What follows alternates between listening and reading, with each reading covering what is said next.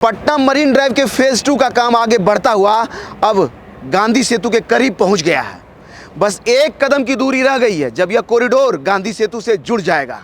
यानी समझ लीजिए आने वाले समय में इस मरीन ड्राइव के जरिए जेपी की मुलाकात गांधी से होने वाला है। आज के इस वीडियो में हम पूरे इस मरीन ड्राइव के फेज 2 को आपके लिए एक्सप्लोर करेंगे। तो चलिए इस वीडियो को शुरू कर लेते हैं। राजधानी पटना के विकास में एक नया अध्याय को जोड़ता अपना ये पटना का मरीन ड्राइव। बस एक कदम की दूरी बची है जब ये मरीन ड्राइव गांधी सेतु से जुड़ जाएगा। समझ लीजिए सीधा दीघा की तरफ से आगे बढ़ता हुआ इसका जो स्ट्रेच है अब यहाँ गांधी सेतु के करीब पहुँच गया है और बस एक पिलर का फासला रह गया है जिसको अगर जोड़ दिया जाए तो यह गांधी सेतु यानी गाय घाट से जुड़ जाएगा।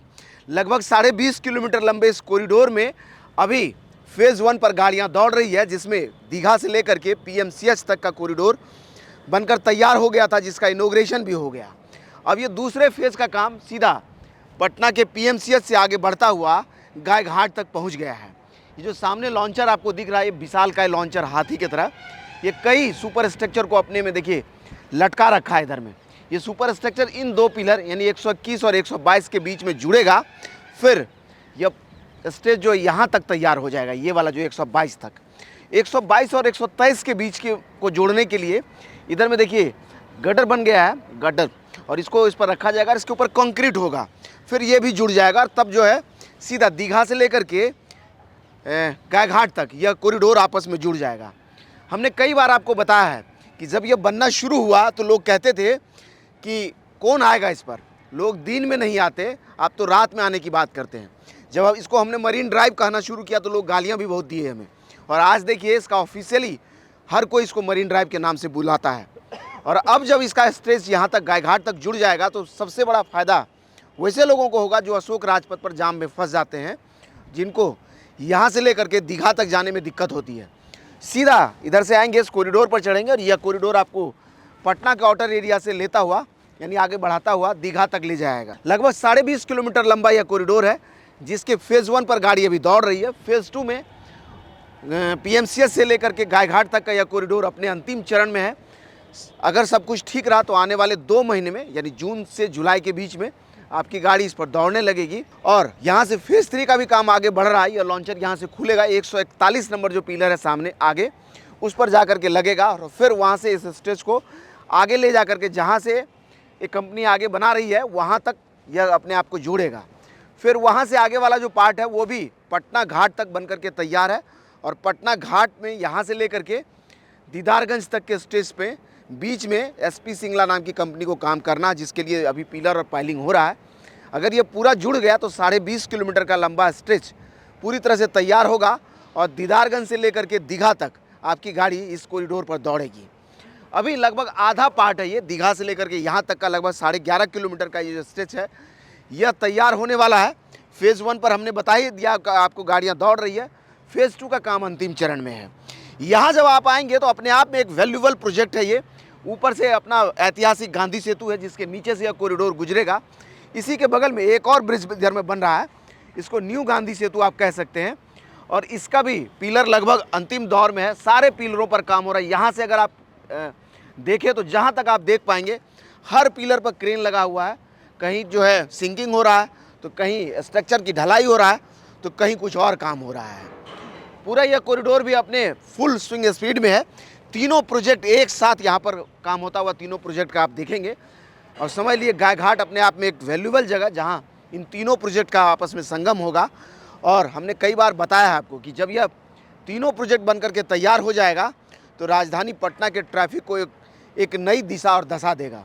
खासकर ये जो मरीन ड्राइव है यह पूरी तरह से अगर खास गाय घाट तक ही जुड़ जाए तो अशोक राजपथ पर जो लोग फंस जाते हैं इधर, उसको बड़ा निजात मिलेगा इससे।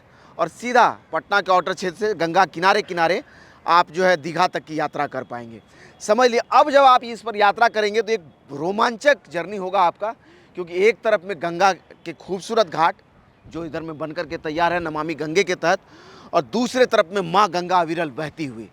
समझ लीजिए जब चलेंगे तो आपको क्या फीलिंग होगा। एक तरफ में गंगा मैया दिखेगी, दूसरे तरफ में पटना के खूबसूरत घाट दिखेंगे। और अभी जब हमने कहा था ना आपको, पहली बार जब हम बता रहे थे कि यह बनेगा स्टेज तो युवाओं के लिए खासकर बड़ा आकर्षक होगा, तो लोग सुना रहे थे।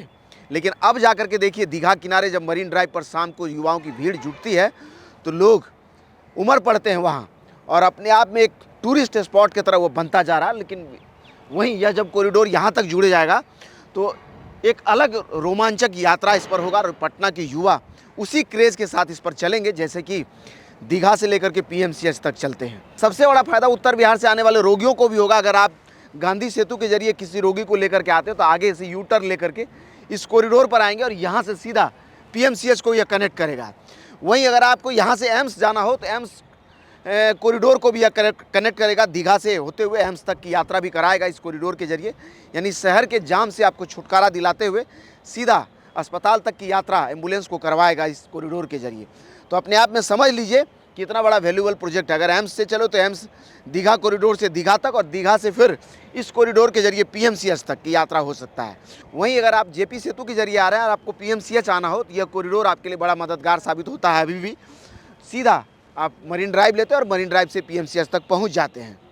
अभी देखिए इस दो पिलर हैं 121 और 122 के बीच में कई सुपर स्ट्रक्चर है जो इस लॉन्चर के जरिए लटक रहा है, और इसका अलाइनमेंट जब क्लियर होगा तो इसको स्ट्रेच करके एक दूसरे में जोड़ दिया जाएगा, और फिर 121 से 122 के बीच में पूरा ये कॉरिडोर बन करके तैयार हो जाएगा। अभी हमने देखा कि ऊपर से एक गाड़ी है जो इस सुपर स्ट्रक्चर को लेकर के यहाँ तक पहुँची है। इसी तरह से जो कंस्ट्रक्शन यार्ड है अपना, उस कंस्ट्रक्शन यार्ड से सुपर स्ट्रक्चर को लेकर के गाड़ी यहाँ आती है और फिर उसको इस अलाइनमेंट के जरिए या ऐसे ही लटका करके समझ लीजिए आम भाषा में करके, तो बाद में इसमें असेंबल कर दिया जाता है और फिर यह कॉरिडोर या कहिए दो पिलर के बीच का स्ट्रक्चर बन करके तैयार हो जाता है। अब क्या है 121 सामने वो पिलर है, 122 ये पिलर है, इस दोनों के बीच में स्ट्रक्चर जुड़ जाएगा और फिर बचेगा 122 और 123 के बीच में इसको जोड़ना। उसके लिए भी देखिए इधर में गडर बन करके तैयार है, इसको इस पर रखा जाएगा और उसके ऊपर से स्ट्रक्चर कंक्रीट हो जाएगा। तो पूरी तरह से यह कॉरिडोर समझिए यहाँ से दीघा से लेकर के गायघाट तक जुड़ जाएगा और आपको लगभग 11.5 किलोमीटर का यह कॉरिडोर पर यात्रा करने का अनुभव मिलेगा। जैसे जैसे इसका काम आगे बढ़ रहा है उसके वीडियोज़ के साथ हम आपके साथ जुड़ रहे हैं।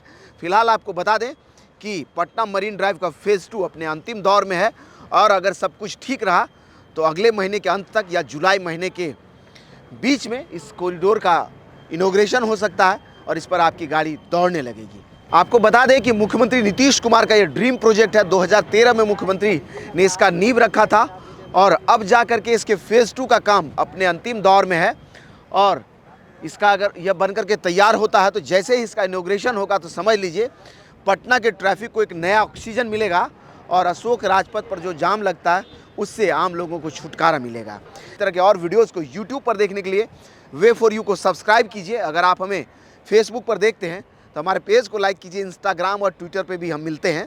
थोड़ा इंस्टाग्राम पे अपना जो स्ट्रेंथ है वो थोड़ा कम है, वहाँ जुड़िए। अब छोटा छोटा रील वहाँ पर भी आएगा और अपना प्यार वहाँ भी दिखाइए। धन्यवाद।